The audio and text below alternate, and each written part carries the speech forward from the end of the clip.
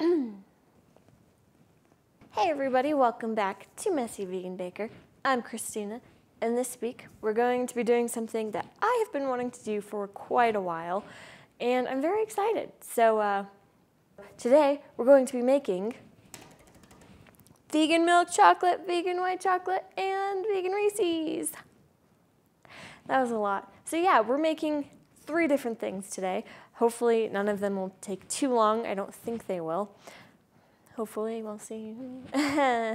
Anyways, so I'm really excited. My goal was to get it done last week, but there was a lot happening last week, so we're doing it this week. I went to this really cute little cake shop in Denver, and I found some really cool chocolate molds, so I'll definitely be going back, especially for like Halloween and Christmas, because how cool would that be to have a ton of different molds for them? But anyways, so I got some cool things because it was Easter. I realized this is going to be really late. It's like 2 weeks after Easter. However, it is still spring, so we're just going with the spring theme, okay? Just work with me here. So we're going to be using these cute little baby chicks and these cute little bunnies and some eggs, or egg molds, I should say, egg-shaped molds.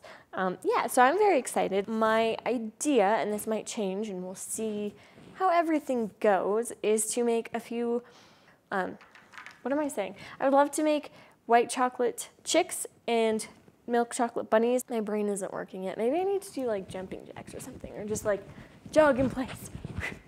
Get some, ouch, get some blood rush into my head. So my goal today is to make some cute little chocolate molds, because hopefully the chocolate will be delicious instead of iffy. Although I will say I've had some pretty good vegan milk chocolate. I just haven't had good vegan white chocolate. So I'm really hoping that this recipe will be amazing and delicious. It is from Miyoko's cookbook, The Homemade Pantry, which honestly I definitely recommend getting this. I got it for Christmas, and it just has really cool stuff. Like you can make mac and cheese powder, like from the box. You know how you have that little powder packet? Yeah, you can make it, and it's vegan, and it's really cool. And then the milk chocolate recipe is from Minimalist Baker, so I'll have the link to that down below. And the vegan Reese's. I know I've tried to make Reese's multiple times in the past. Like 2, 3, 4 times. Have they worked? Not yet, but at some point I will get to it. So no, at some point I will win, and that point is today. So every time it's one of those, like, I just have to tweak 1 or 2 things. So I think I know what I'm doing, and I think that is it. Without further ado, let's get baking. Or candy making, whatever, it's the same thing.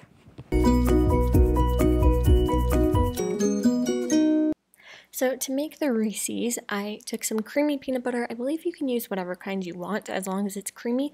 And I measured out a cup of it, and I put it in a bowl. And then I measured out about 2 tablespoons of, what's it called? Nutritional yeast.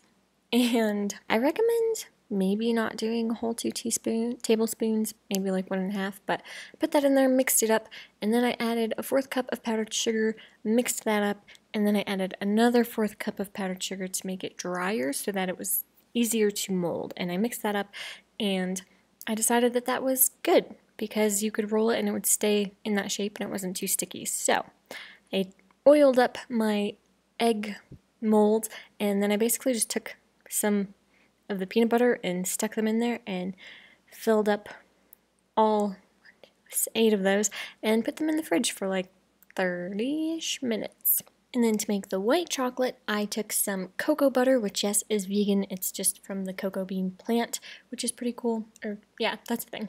And I weighed it out. I believe it was like 4 ounces. Yeah, 4 ounces of cocoa butter. And then I set that aside. You can't see it very well, but I had some chopped up cashews and put them in some warm water and let them soak for a little bit. And then I blended them up for like a minute to make some cashew cream because I didn't have any soy milk or thick cream or milk. So I made that super easy to make, by the way. And then I put that in the fridge to help it cool down a little bit because it was kind of hot. And while I did that, I put my granulated sugar in the blender after I cleaned it and dried it. And I blended that up until it was a powder, which kind of makes me think that if you didn't want to do this step, you could definitely just use powdered sugar because that's small granules as well. But nevertheless, I ground it up until it was a light powdery substance, and I let it sit there for a minute so all the sugar didn't get everywhere. And while that was happening, I put about 2 inches of water in a saucepan, and I put that on the stove, and I put the bowl with the cocoa butter on top, and I turned it on to high heat, medium-high heat, and I just kind of would move that around here and there until all of the cocoa butter was completely melted. And you want to make sure that the water does not touch the bowl. It should just be the steam, so that way you don't burn the chocolate. And once that was completely melted, I added in my powdered sugar, or granulated sugar that's smaller, basically powdered sugar, whatever. I added in my sugar and I let that mix for a while until it seemed like it was pretty smooth and completely melted and incorporated.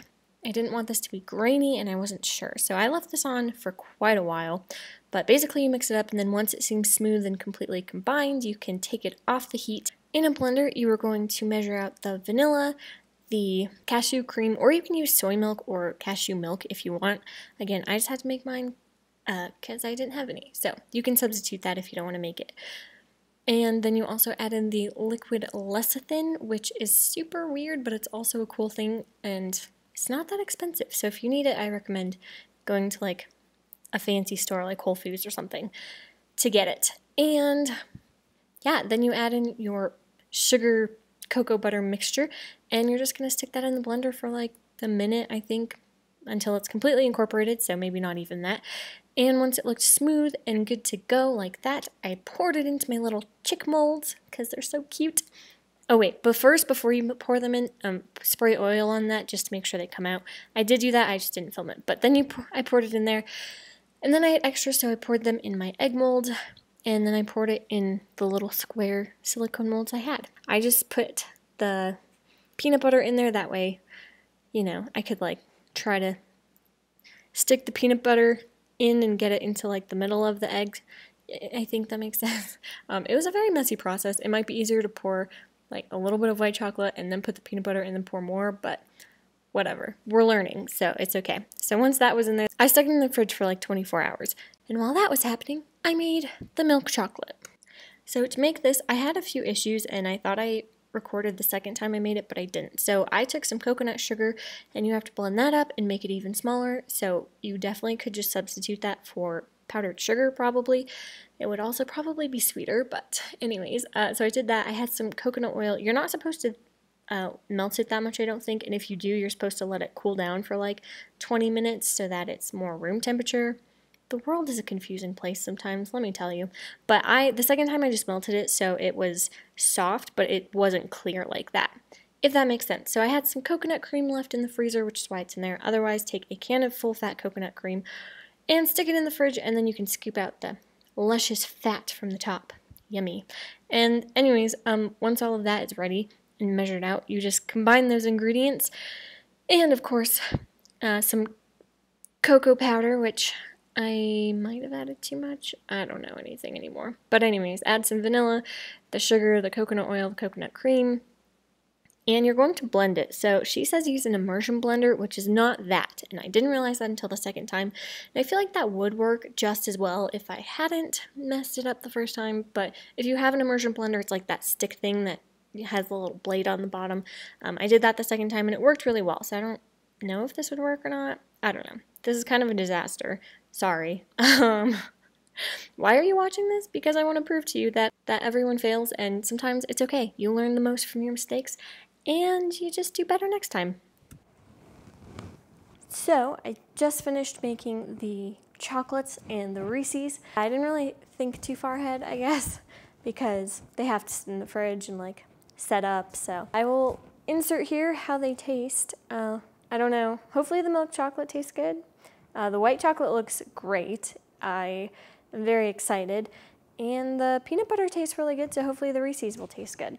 I will leave a link to Minimalist Baker's recipe down below. I'm not a fan of it. It's way too dark. And I mean, she did say like, it's low sugar, which I get it, but like also, what? if you're gonna make milk chocolate, why would you try to make it healthier? Just make it so it tastes good and just eat less of it.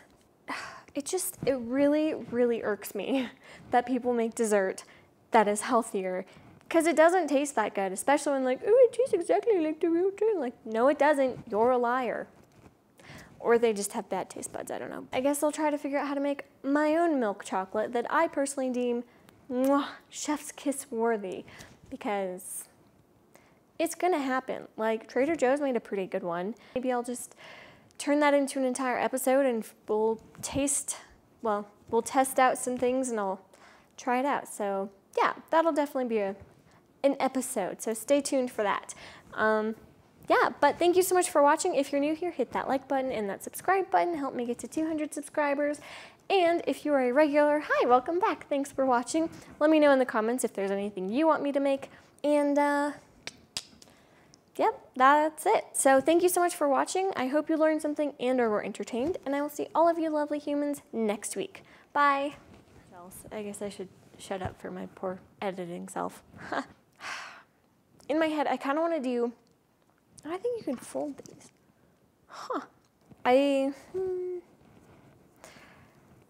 Actually, I think I'll talk about this. But you would think that after baking all this time and failing multiple times because I don't let everything become room temperature, you'd think I would learn, but